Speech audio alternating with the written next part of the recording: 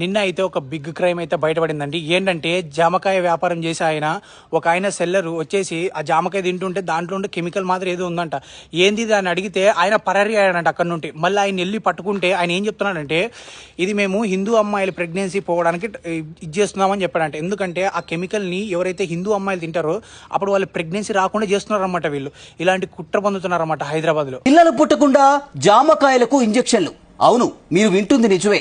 హిందువులకు పిల్లలు కాకుండా జామ పండ్లకు ఇంజెక్షన్లు ఇస్తున్నారనే ఆరోపణలు కలకలం రేపుతున్నాయి. జామ పండ్లకు ఇంజెక్షన్లు ఇచ్చి వాటిని అమ్ముతున్న వ్యక్తిని హైదరాబాద్ లో రెడ్ హ్యాండెడ్ గా పట్టుకున్నాడు ఓ సాధారణ. ఇదంతా చేసింది ఎవరో కాదండి, అక్కడ ఉన్న ముస్లిమ్స్ అనమాట. ఇట్లాంటివి చెప్తే బ్రో నువ్వు ముస్లిమ్స్కి హిందూకి గొడవ పెట్టాలని చూస్తున్నావు బ్రో అంటారు. బట్ చెప్పకపోతే ఇట్లా దారుణమైన పనులు చేస్తున్నారు అనమాట. ఇది మామూలు ఎఫెక్ట్ కాదండి, ఒక జనరేషన్కి ఎఫెక్ట్ అవుతుంది, మొత్తం మన జాతికి ఎఫెక్ట్ అవుతుంది. మీరు అలర్ట్గా ఉండండి. ఏదైనా సేల్ చేయాలనుకుంటే మన వాళ్ళకి చెందిన వాళ్ళతో సేల్ చేయండి. ఎందుకంటే మన వాళ్ళతో నమ్మకం ఉంటాం, మనకు అలాంటివి రావు. కాబట్టి చూసుకోండి, హిందూ అమ్మాయిలను మాత్రం ట్రాప్ చేస్తున్నారు. పాపులేషన్ పెంచుకోకుండా, హిందూ పాపులేషన్ పెంచుకోకుండా కుట్రలు జరుగుతున్నాయి.